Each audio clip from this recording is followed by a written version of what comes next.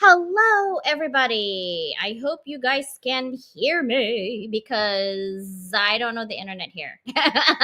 I'm sure you are. I am traveling to Northern California. Technically, I'm in Benicia, California at my mom's house. But the show must go on, right? That's just how we work it. And we want to make sure that we are here. And yes, I hear you. I will be going back to solo, but I won't do it until 2025. I want to end with my sister all the way till the end of the year. But definitely, I'll go back to solo on Sunday when it comes to lecture. I know you guys like to talk about those things. And I appreciate you and thank you for your feedback, right? I appreciate those feedback as well. And then I would love for you guys to message me or email me on exactly, right? Exactly what kind of things are you learning and what kind of things would you like to learn? The reason being is that I want to make sure that we are serving you, right? In terms of what would you like to learn? There's so many things to learn. And every time I'm on, I'm always trying to ensure that I am on the spot in terms of your learning. So today is not a stranger to learning, but first thing is first. We just started. We're going to be almost in the middle. We haven't edited it yet. So if you're still thinking, you know what? I really want to go and be an author. Why not? Why not? Right? If you are an author already, we're definitely calling for you. But most importantly for us is your story. What kind of story do you have? I'm a sucker for story. I know my sister Susanna is sucker for stories. We love a good story, but most importantly, two things is what are some of the lessons learned, but also what is your story of pain that you turn into purpose, right? Because we're creating impact and legacy. So scan that QR code or just type susannadonwriter.com, SUNNAH Don DAWN writer WRITER. I think I spelled all of that correctly. .com. And then click services. As soon as you click services, you'll have all the information on there. So we still welcome our authors. Nothing is set in final. So long as you are hopping on ASAP, we can still do it for you. I am also doing magazines, but I'm only sending it right now to the people that really would love because it's limited seats. I only do 10 people at a time of highlights. And it's about reinvention for 2025. And I really want to compare and contrast a year from now what you have manifested if it actually comes true to you, right? And I'll hold you accountable, I would say by June. I'm going to knock on your door and say, hey, remember those things that I wrote, that you wrote, that I wrote for you? You know, we're a partner in crime. So we got 6 months to go. Can we do it? That is the question of the day. So that is what we're going to be doing as well. And then, of course, Mike to Millions right now, it is going to be on Tuesday, not tomorrow. Veterans Day tomorrow. So happy Veterans Day to all the veterans out there. Thank you for your service and sacrifice. And I am putting 50% off on my book, Mike to Millions, right now until about Black Friday. And then it goes back to $9.99. If you are a podcaster and you want to be on podcast circuit and you're like, what is that? It's basically amplified version. So I am on 25 distribution channels on my podcast. Now imagine if you're going to be on that plus yours plus others within our group, right? It is a free group. There's also a for pay group, and there's also three types of group. Free, there's one for $25 or $30, and then there's one for $99 that goes and comes with television, right? So we will talk about it. Come on in. Let's go ahead and have fun together. Our book will be out on December 6th for the ebook. And then December 14th, and I'm sure my sister will correct me because I don't have notes in front of me. I'm just memorizing this. December 14th is our physical book, and we cannot wait for you to actually have that in. All right.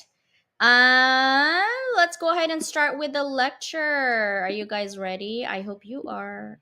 I hope you are. Welcome, everybody. See, different hair. Still blondie, though. I'm playing blondie today. Look up. I even have strawberry. And I'm in a different room because I'm in my mom's house. So we're going to talk about this because, right, 2025 is coming up and I want to manifest for you guys. So, embracing change, how to navigate life's unexpected twists. Do you want to comfort where you're comfortable and complacent, or do you want change? Notice where my fingers are pointing towards change. So, let's talk about it. Embracing change, how to navigate life's unexpected twist.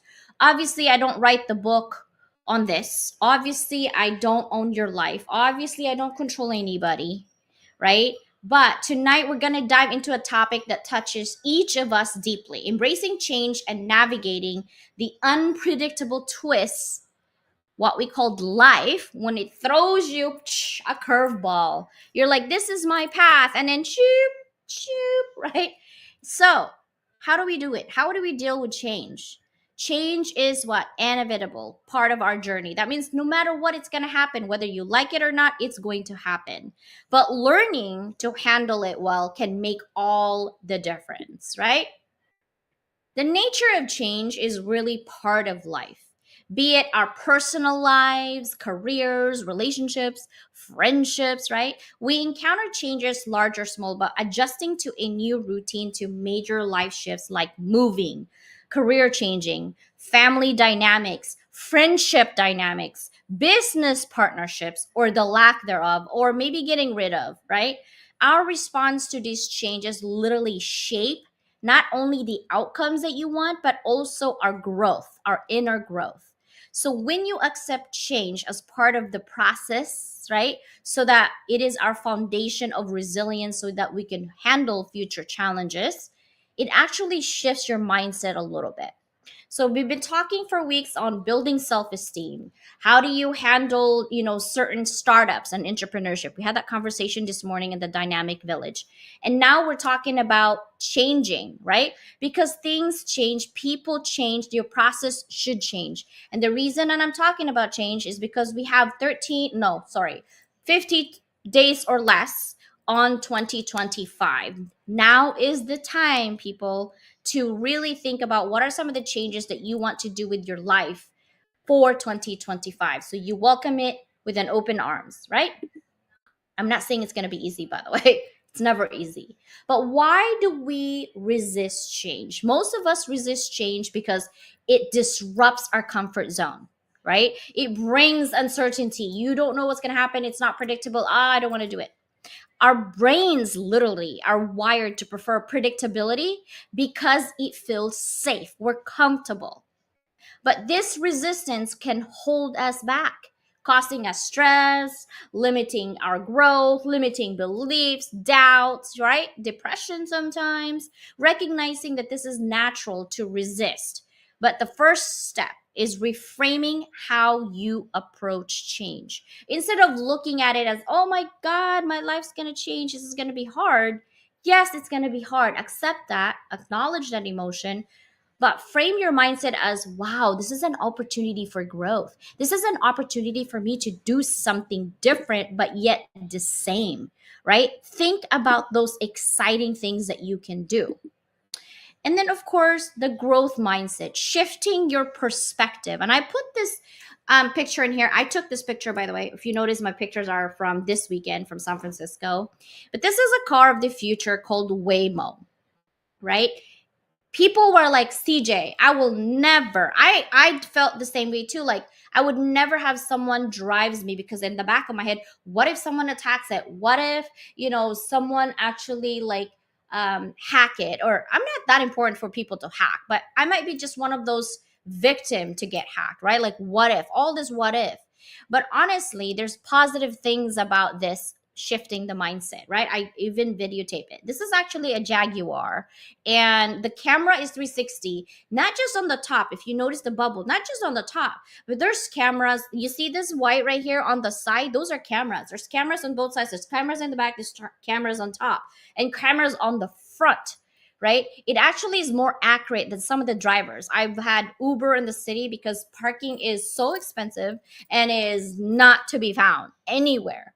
And they have like tiny road in San Francisco. So it's like you got to get Uber, but Uber can get expensive, right? I probably spent $200 in just Ubering everywhere. And it's not like it's 20 bucks at a time. It's like maybe $8 at a time. But when I embrace change, it requires growth mindset, the belief that we can develop and improve through challenges, right? It was a challenge even just downloading the app, trying to figure out how do we pay, trying to figure out, where we go, which button to push. Those with a growth mindset actually view change as an opportunity for learning rather than something to fear. So to adopt a growth mindset, start by asking questions. What can I learn from this change? How can it help me grow? Seeing change as a tool for self development transforms fear into curiosity. That curiosity then turns into action. That repeat action or repeated action becomes your part of doing. And then in turn, because you're doing, you're creating resilience, right? So, building resilience is a key strategy. Acknowledge your emotions. If you're fearful, if you are happy, you're angry, you're sad, whatever. When you're faced with change, it's natural to feel uneasy, it's uncomfortable, be frustrated, be very anxious, but allow yourself to feel those emotions without judgment, and processing them is crucial to move forward. What do you need to do after acknowledging your emotions? You got to practice flexibility. Change can be unpredictable, so being adaptable helps you flow, right, with it rather than fight against it. Stay open to different outcomes, new paths that may emerge. You cannot predict nor control. I don't care how much strategy you have in your life. You can't predict or control a lot of things. You can do past historical data, but that doesn't give it 100% accuracy either. So set small, manageable goals. When a big change happens, break it down into smaller steps. What do I do to do this, this, and this? Setting these mini goals, right, gives you a sense of control and progress. So, example, if you're navigating a career shift, start with a skills assessment or networking. You shouldn't say or, actually, I should say and. Assessment and networking, because you're only one introduction away from getting your next job or your next client, right? Seek support and community. Connecting with others who gone through some changes can also be helpful for you, right? Because they can guide you in those emotional times, or they can guide you to just be a good listening friend.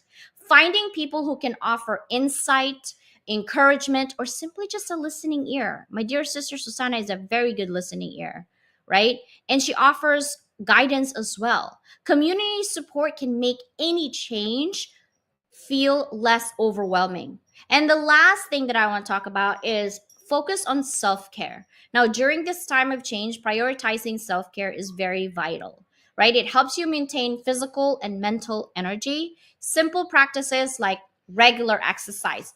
I don't do regular exercise. I'm trying to change that. Not yet, that mindset. I'm going to, right? I do meditation. And adequate rest builds resilience. I do take naps in between. That is for sure, right? So, reframing challenges as opportunities. Reframing is a practice of looking at challenges from a new perspective. Instead of asking, why is this happening to me? Why is it always me? Right? Try asking, how could this benefit me? For every challenge, for every adversity that you're going through, you actually can shift your mindset by just asking that. Instead of focusing on the negative aspect of your change, focus on what are the opportunities from that change that you can actually extrapolate so it's actually beneficial for you. What are some opportunities, lessons learned, that what not to do next time? Many successful people attributed their achievements to learning from life's unexpected twist, whether it's a career setback that led to a better opportunity, or personal change that fostered growth, or viewing challenges as opportunities fuels positive transformation. So, the power of letting go and moving forward. I'm still working on that as well. One of the most powerful ways to navigate change is learning to let go of what you cannot control. Now, holding onto the past or clinging to how things should be, how it was, it's supposed to be this way or that way, it actually creates more stress and limits your ability to embrace new paths. So let it go. That's a plug for you. Plug for your heart, plug for your brain, plug for your creativity.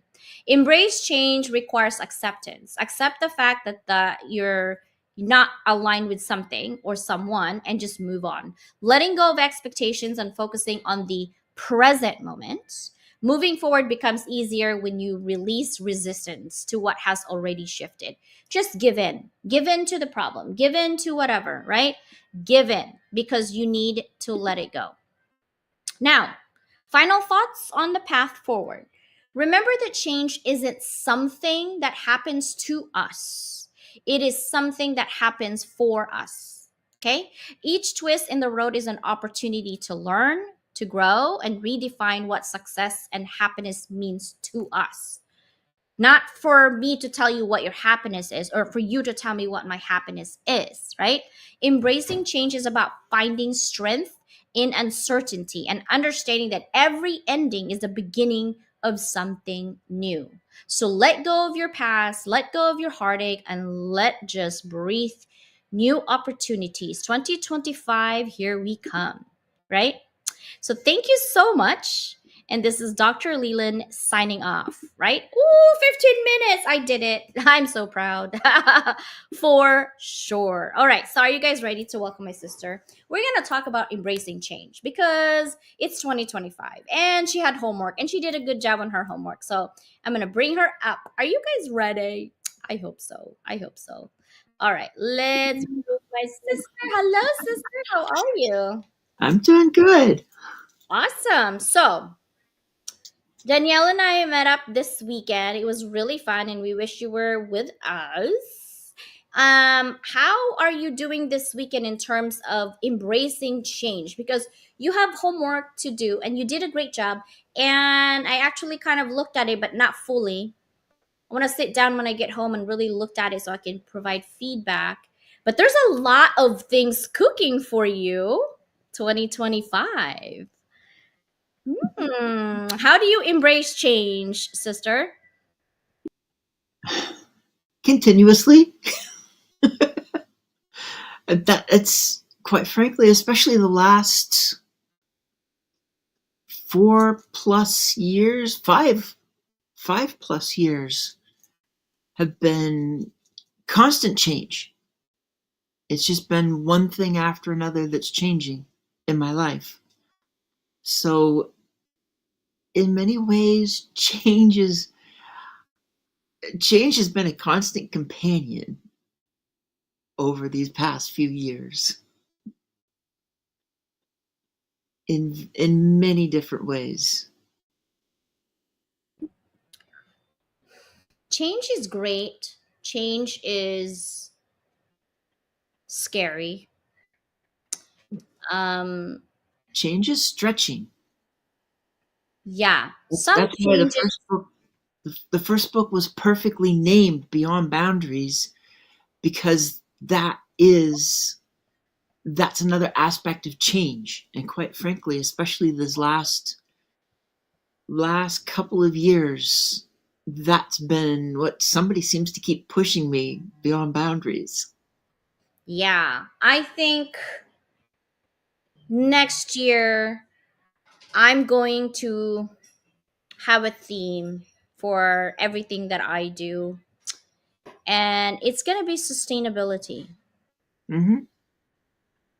The reason being is that I was talking busy in my brain today and I reflected and I said, the three P's of sustainability is what I already do. So I'm going to focus my 100% energy on the three P's that I talked to the audio rooms today. I don't record them. So if you're not there, you're not there.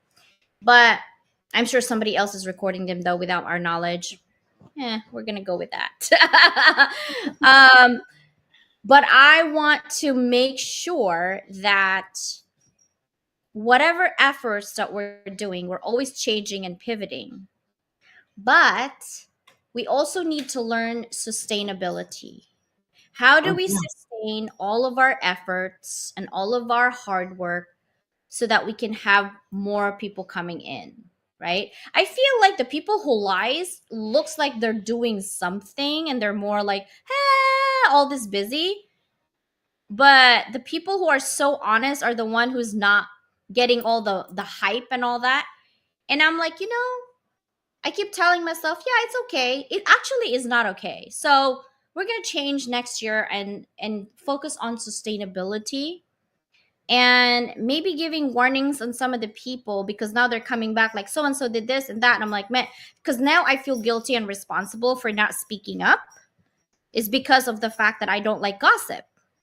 Right. Now I feel like it's not gossip if you're gonna be heads up, but you just don't know which person you're gonna say it to that's going to take you seriously, that it's not gossip. Life is so complicated, right? Like, so I'm like, how do we do that? We just focus on the 3 P's. We just focus on sustainability and ourselves for growth, right? Because whoever's with us is with us.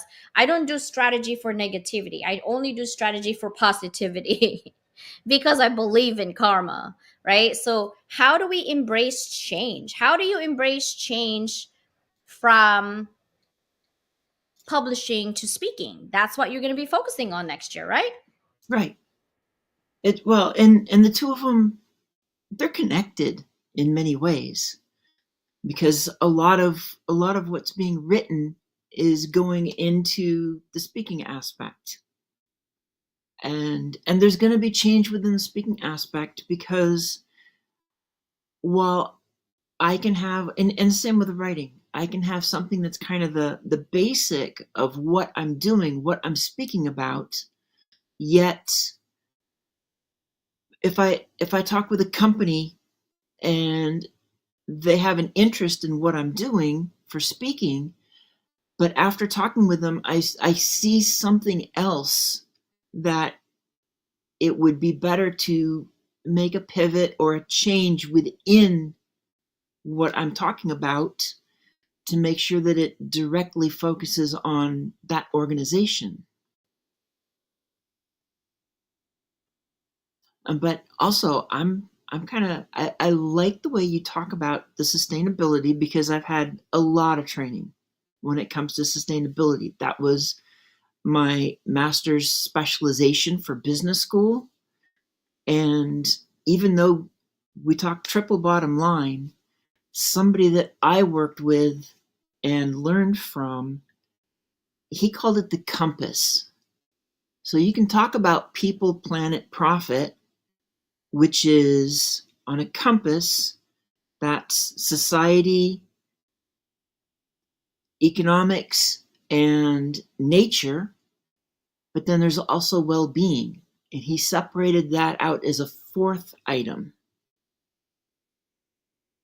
So I'm kind of playing in my head. You're talking the triple bottom line, and I'm thinking of how to incorporate the compass with it. Some people put it as a compass, but for me, that's more of a value. Um, because the triple bottom line works in so many ways. It does. When you add so many aspects within so many aspects, people get lost. And my magic number has always worked is 3. Anything I do is always in 3. I Anything get more that. than 3, my ADHD is like, CJ, stop. Stop messing around with me, right? Like, that's literally my head, right? So I was like, no, 3 is good. I'm happy with 3. You can add whatever, but it's going to be in subcategory.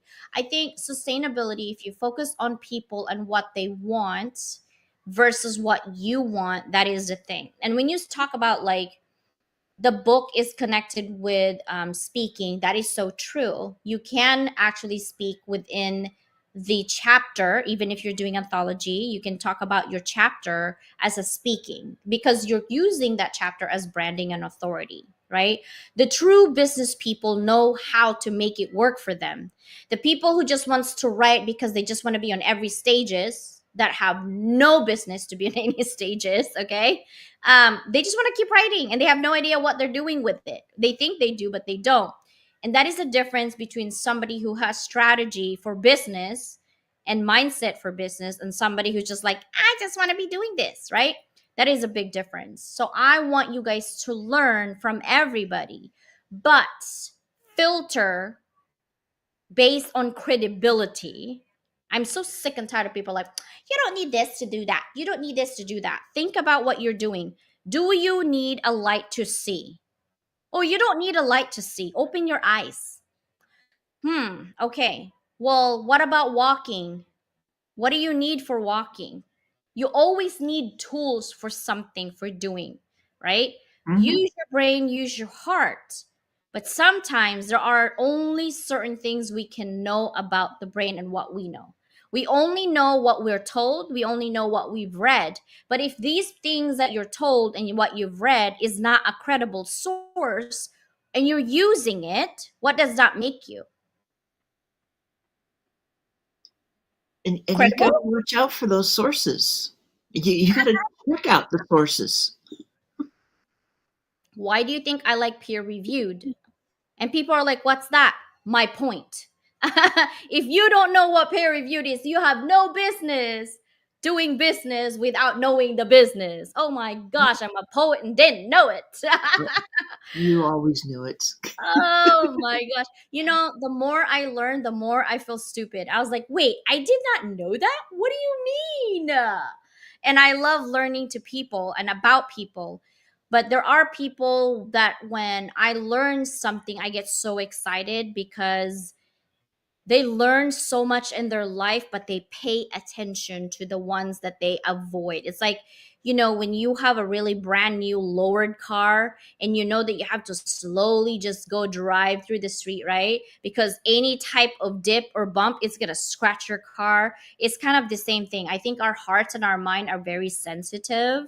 And so we have to watch out for potholes when we're driving through the journey called life, right? Because we have a Lamborghini, so beautiful, glittery pink with Swarovski crystals, and you want to drive through a pothole? What's wrong with you? Right? That's how I see it, right? That's how I see it. In life, if you are so good at what you do and what you believe is right, avoid potholes because it's going to ruin you, right? It's going to mess around with your brain and your heart. So, how do we embrace changes? For me, I embrace it with open arm. I'm not saying I'm celebrating all my changes in life because some changes I'm like, why? Why did I even do this? Why? And I won't realize the potential of really big potholes in my life until I'm really close to that pothole. Or maybe I already went to the pothole and I can't get out. And I was like, oh man, this is trouble. So we're trying to literally tell you that by embracing change, you have to embrace yourself. You got to know your own strength, your Yep. own weaknesses, and keep building those self esteem. What are your thoughts on that? There's agreement on that because you have to, whatever you're going to do for change, you got to know who you are and where you're at before you can really dive into the change. You know it's coming, you can see what it is, yet if your core is just kind of floating out there, then it's kind of hard. Some of these changes, it's hard to really even see them until you've already gone past them, gone through them. Uh, that's why I talk about awareness a lot. Having that awareness and just kind of seeing what's around you will help you to see the changes, hopefully before they come, so you can prepare for them. Or while you're in the middle of it, depending on how often you're used to changes, that'll make it easier to go through. If this is just like the first or second time that you're going through a change and you're aware of the change, it's going to be different than if you've had that awareness and gone through 3, 5, 7, 10 different changes over time.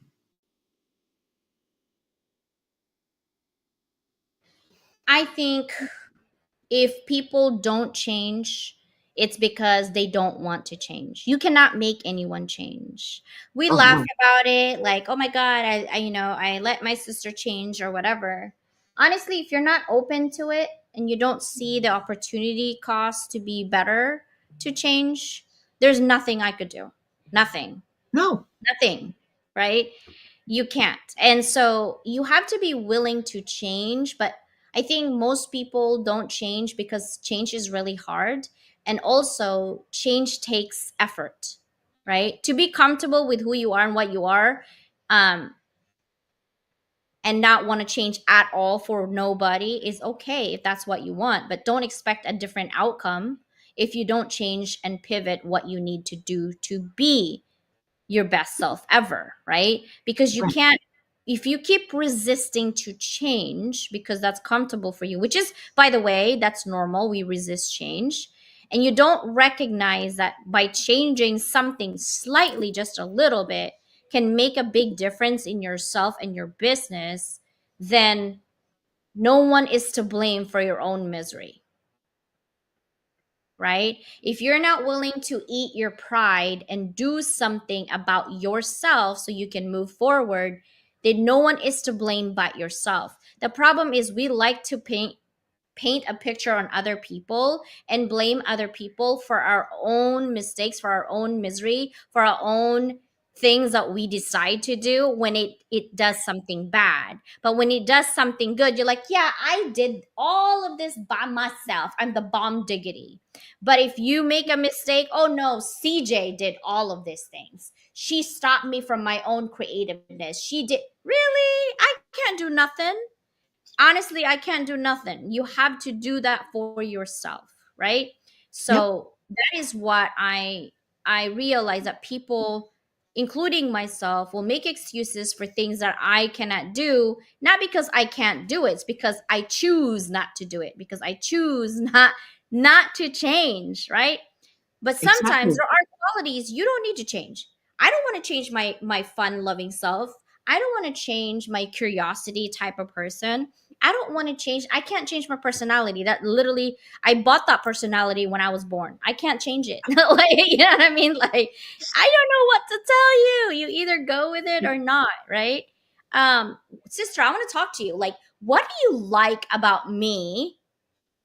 We're getting personal now. What do you like about me when it comes to like challenging you to change something? Well, number one, you often have that ability to see it before I do. And when you make suggestions, when you suggest things, the one thing that I know about me, people can make a suggestion, but if I don't see it, if it doesn't feel right, if I don't trust it, then I'm not going to make that change. But if I see it, if I trust the person that's telling me, that's actually the first thing. When somebody comes up and says a suggestion, push beyond a boundary, the first thing you've got to have is a fundamental trust of that person and their words and what they see. You trust what they see, you trust what they say, and that would be exactly where I would start with you. Because if I didn't trust you, there would not have been the number of firsts that have happened just this year alone. True, true. Really quick, I this is not approved by Noni, so I can't post it yet. I gotta do something. But really quick flash. Ooh, there's Noni and me and Danielle. Ooh, it's blurry for a reason. But Noni, oh my God, sister! I'm in Benicia now, though. I'm not in the city anymore. But it was really nice to see Noni. It was really fun times. This was at the music expo, the building. I was playing with a whole bunch of equipment, this type of equipment that I don't even understand, quite honestly. And my husband was geeking out, explaining to me, and I was like, dude, you should have come with me then because you would have probably enjoyed it more than I do, right? But yeah, so ADHD moment, sorry. Now, That's what you we talk do. about trust. You talk about, trusting me, that's why you do it. But how do people get to trust? Like, how do you, what pivotal moment did you say, I'm going to trust CJ?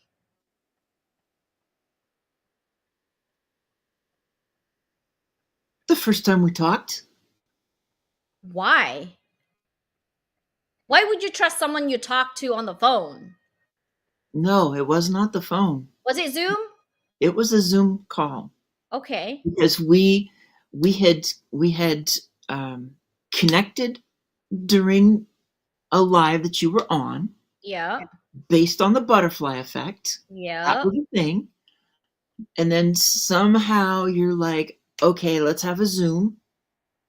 And we had a 30-minute that turned into like an hour Zoom where I felt comfortable enough with you to open up about stuff. And the next thing I know, the next week on International Women's Day, I'm on your podcast, on your live stream. But there was it was the energy, it was the total acceptance when we talked. And so that was where things started. And then over the next few months, it was really more of getting to know each other. And in many ways, it took from the be- from the beginning of March, basically, until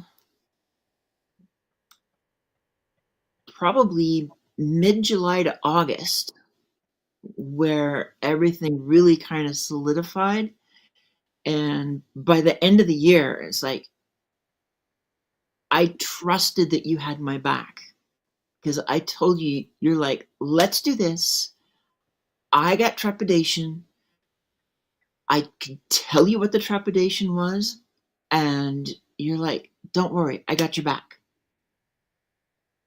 And once I like, okay, let's do this. Tell me what your schedule is.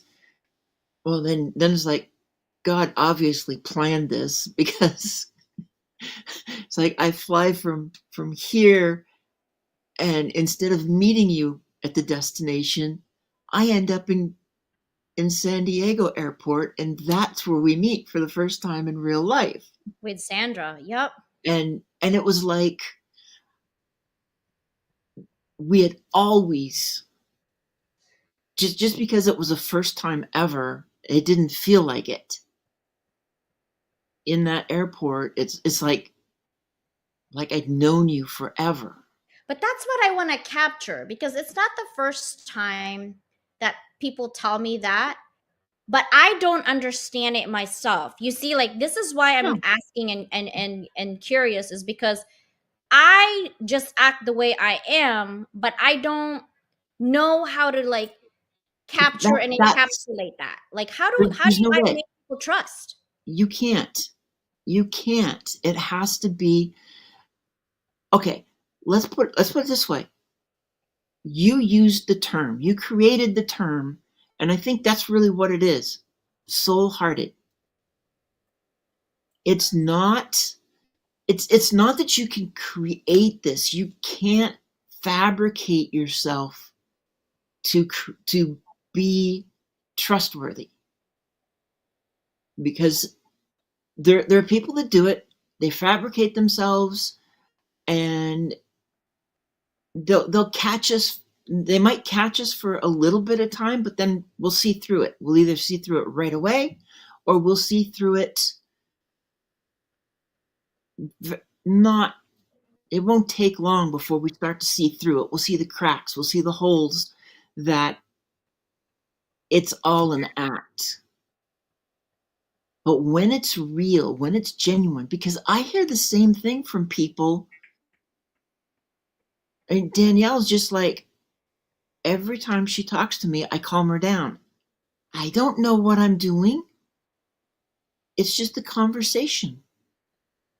Yeah, So but we need to be able to like have some type of checklist that people can watch out for, not just for us but for the rest of the people, right? Like, how do you, because we also have our moments where we trust people with our hearts and some of our secrets, and they turn out Mm, to be the I most know. disgusting people on earth. So we gotta have some type of radar police, like, are you a good Well, person, are you a bad person, something, right? Like, because I think what this one comes down to is sometimes something in our gut probably told us and we didn't want to believe it, because that's another piece of us.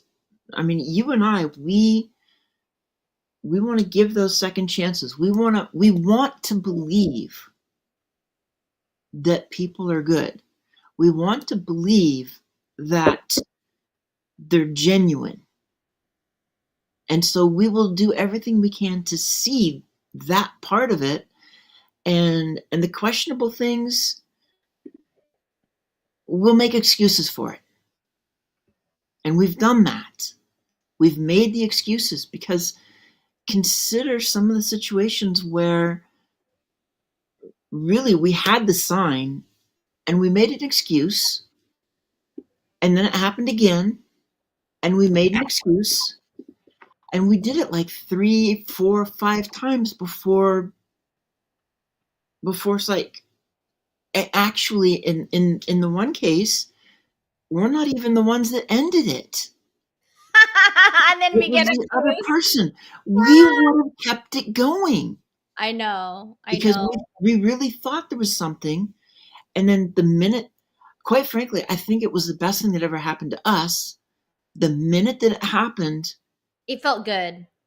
we understood. And then we start cleaning out our lists. We just like, we're done.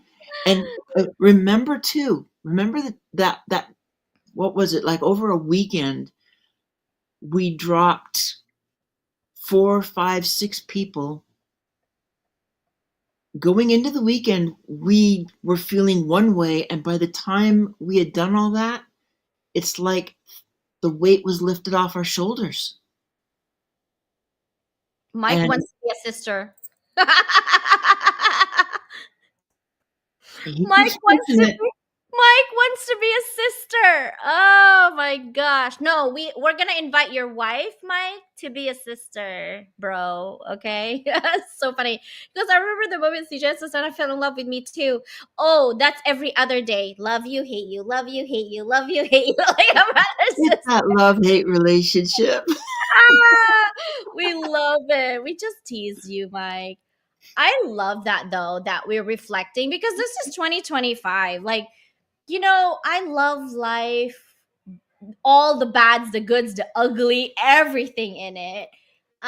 We have insecurities, we have trepidations, but because we're created with a purpose to level up the world, whether that's education or just having a conversation or anything to that matter, I truly believe that people have blinders on, Mhm. and the narratives is for storytelling, and I think some people use storytelling through lies and they put context to it, and I'm here trying to pop my popcorn. I'm like, ooh, this drama is gonna be explosive. Like, you know what I mean? It's gonna be explosive. Can I put butter? Can I put like caramel on it? Like, I'm gonna watch this. If it's better than my zombie movies, I will watch that drama unfold. Like, seriously, right? And we've watched it unfold. Oh, it's been. And here's the thing. What I want you guys to also look at, because this is 2025 coming in, how do you embrace change? Friendship and relationship and business partners, right? Change is going to be very hard at the very beginning, but look at it as short term and long term. You're going to be in pain, you're going to be whatever, short term.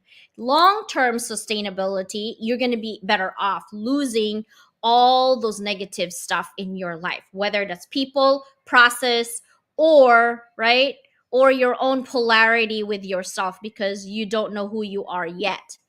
figure it out, right? New phone, who's this? Gabe is so funny. Who's this, bro? Don't know. Makes sense. But sister, I would love to continue this conversation. I really love this, but what kind of tips can you give people about reframing challenges as opportunities? Look at your heart first, because it's so easy to see the challenge in a negative way. This world is so often focused on negative, on seeing change and not wanting to do it. I grew up in a family where change was not exactly well received.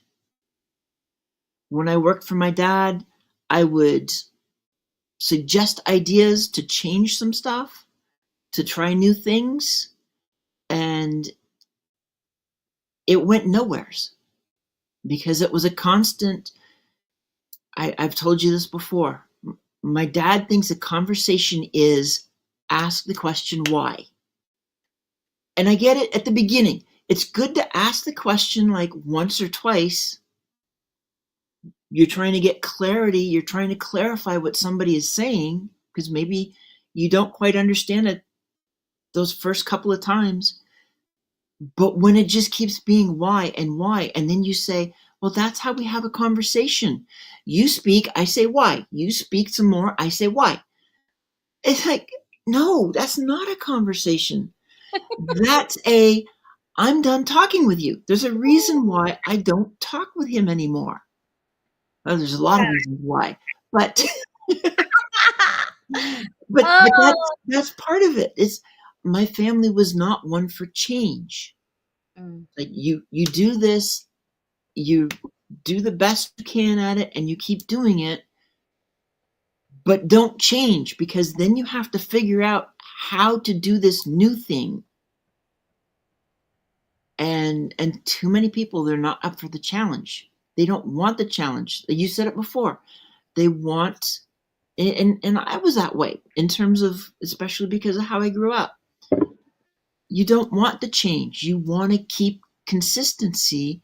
And I think that's one of the other things I absolutely adore about you with all of your let's move you beyond the boundaries is learning how to look at a change as an opportunity and not as a negativity. I love that.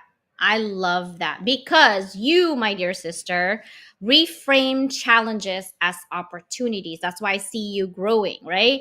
You're acknowledging the challenge, honestly. I see it in your face, your nonverbal communication. I can read you like a book. I see when I push you, like literally, I recognize that you recognize the challenge, but instead of avoiding it, you actually identify specific aspects of it that is difficult or stressful for you by your nonverbal. And I'm smart enough to see, oh, she's uncomfortable. Perfect. I can push her a little bit more and see where she goes with it. And it's funny because I asked myself, like, what exactly is challenging about the situation? And I'm thinking, oh wait, we're talking about Susanna, CJ, not you. So stop thinking it's you, okay? It's not about you. And I'm like, okay, how can I make this change fun for her so she sees the value? Right? So focusing on what you can control versus what you can't is a big difference, because then you can see what actions can you take to improve and respond to the situation. And then look for the lessons, right? Like, oh sister, don't buy this instead. Oh sister, don't talk to this person because they're questionable, and then I'll tell you why they're questionable. And we trust each other's judgment, that we're not being petty or being mean or anything. It's just that we don't want negativity, right? And so you're like, Right. yep, delete. And then you tell me, oh sister, this guy is like weirdo on the thing, and I'm like, no, explain, delete, because we trust each other's judgment. But we look for the lessons of, we ask ourselves too, sister, give me why is this person going to be deleted, why is this person not part of our team, right? I ask for those. It's not a challenge, it's not questioning your integrity or your judgment, because I want to you to hear your reasoning. Is it a good enough reason for us to let go with somebody, right? because we ask empowering questions. By asking questions really helps you reframe the problem in a way that allows you to see as a stepping stone rather than a setback. And then ask yourself, how can this situation benefit me in the long run? Because right now it doesn't seem like it's a good idea. But what strength can I build from working through this in this specific moment? And then when we visualize a positive outcome, we ask ourselves, what could success look like on the other side of this challenge right now, right? Practice gratitude for the challenge, guys. Be grateful for everything and take small positive actions. Break it down, seek support, and celebrate your progress. I asked her to come send me outfits that I tell her to get a wig on, and I'm like, change that one. This color. And she's like, why? She always asks me why. I'm like, okay, wait for a minute. Let me put on my wigs and my clothes. Like, hello. And she's like, okay, I'll do it. Right. And so that's one thing I love about her is because she knows I do it. I'm not asking her to do anything that I'm not doing. I'm not Nope. asking her to do anything that I can't do. I'm asking her to do exactly what I'm doing so that if we are going to be made fun of, we're going to make fun of ourselves, not you people, right? Like you can make fun of us. We don't care. We are going to make fun of ourselves because it's fun. Life is supposed to be fun, not boring, right? So Yep. that's why we do it. And we talk to people, we know the difference between disrespect and disagreement. It's okay to disagree. Susanna and I sometimes disagree on a lot of things, but most of the time we disagree because we just don't understand where the alignment is. And at the end of the day, we talk about it, we align ourselves, and then boom, we move forward. But we never take our conversation to disrespect. We don't No. allow it in our friendship. We don't allow it with anybody, not you, not anybody should disrespect you in your conversation. Whether you don't have the experience or the education or the money, never let yourself be disrespected by anybody. And you know who's the culprit of disrespect? You. You disrespect yourself every day when you don't care about yourself, right? But also be careful on going to stages that you have no business going because you have no clue what they're talking about. Because they will not disrespect you, but in their heads, they don't trust you. And everything that comes out of your mouth is your own personal branding. So take care of that. Sister, any last minute tips for the people before we go? Hi, Matt. No. I really love the know yourself. Mhm. That I think that's really the bottom line is when you understand who you are, you know yourself, it makes it easier to take the next steps. It makes it easier to start moving beyond boundaries, to move beyond boxes, to be that rebel with a cause and go against the grain. Yeah. Yes, Matt. I said, hey, Matt. I'm in Benicia at my mom's house, but we love to have this conversation. We probably will continue this conversation on Sunday, Dynamic Village, on what are some of the challenges that you think that you're going to do to reinvent yourself in 2025. So we can start you guys off to a good start. But for now, bye for now, people. See Bye. ya. See you on Wednesday. Bye, everybody.